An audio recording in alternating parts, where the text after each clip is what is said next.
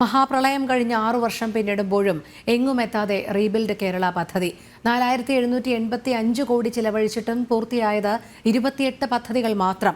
ഇഴഞ്ഞു നീങ്ങുന്നത് 82 പദ്ധതികൾ. ഇത് സംബന്ധിച്ച വിവരാവകാശ ജനം ടിവിക്ക് ലഭിച്ചു. ജനം ബ്രേക്കിംഗ്.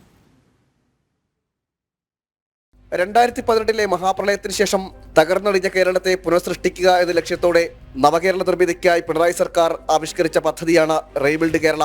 എന്നാൽ പ്രളയം കഴിഞ്ഞ് 6 വർഷം പിന്നിടുമ്പോഴും നവകേരള നിർമ്മിതി എങ്ങുമെത്തിയില്ലെന്നാണ് കണക്കുകൾ സൂചിപ്പിക്കുന്നത്. ആസൂത്രണ സാമ്പത്തിക കാര്യ വകുപ്പിന്റെ വിവരാവകാശ രേഖകളിലാണ് ഇത് സൂചിപ്പിക്കുന്നത്.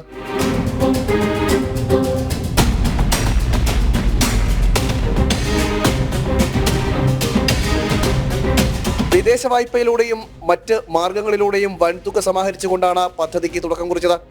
വിവിധ പദ്ധതി നിർവഹണ വകുപ്പുകൾക്കും ഏജൻസികൾക്കുമായി 4920 കോടി രൂപയാണ് അനുവദിച്ചത്. ഇതിൽ 4785 കോടി രൂപ വിനിയോഗിക്കുകയും ചെയ്തു. എന്നാൽ 110 പദ്ധതികളിലുള്ളതിൽ പൂർത്തിയായത് കേവലം 28 പദ്ധതികൾ മാത്രമാണ്. ബാക്കിയുള്ള 82 പദ്ധതികൾ പൂർത്തിയാക്കാൻ ഇതുവരെ സാധിച്ചിട്ടില്ല. കൂടാതെ അനുവദിച്ച തുകയിൽ ഇനിയും ചെലവഴിക്കാനുള്ളത് 135 കോടി രൂപയാണ്.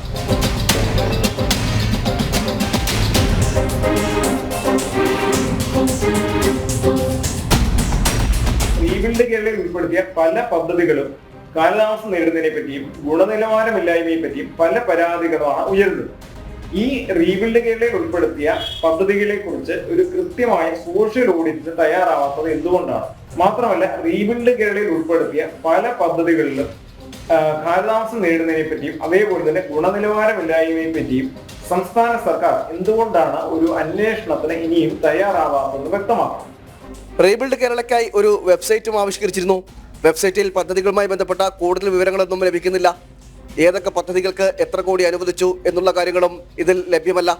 പ്രളയം കഴിഞ്ഞ് 6 വർഷം പിന്നിടുമ്പോഴും സർക്കാരിന്റെ അനാസ്ഥ തുടരുന്നു എന്നാണ് ഇതിൽ നിന്ന് വ്യക്തമാക്കുന്നത്. മാത്രമല്ല, റീബിൽഡ് കേരളയുടെ പേര് നടന്നത് കൊടിയ അഴിമതിയാണെന്നും ആക്ഷേപമുണ്ട്. ജനം, തിരുവനന്തപുരം.